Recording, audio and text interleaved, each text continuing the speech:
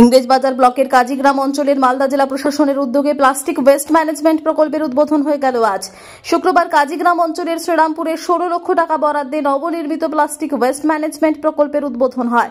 উদ্বোধনী অনুষ্ঠানে উপস্থিত ছিলেন অতিরিক্ত জেলা শাসক পীযূষ সালস্কে, জেলা পরিষদের সভাধিপতি লিপিকা বর্মন ঘোষ, রাজ্যসভার সাংসদ মৌসম নূর, জেলা পরিষদ সদস্য প্রতিভা সিং সহ অন্যান্যরা।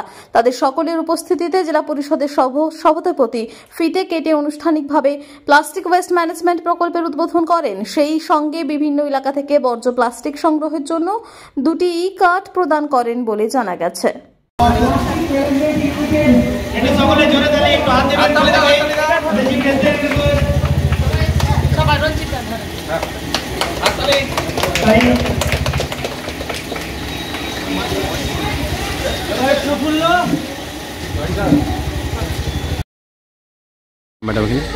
আজকে কাজীগ্রাম অঞ্চলে শ্রীরামপুরে প্লাস্টিক ওয়েস্ট ম্যানেজমেন্ট উদ্বোধন করা হলো।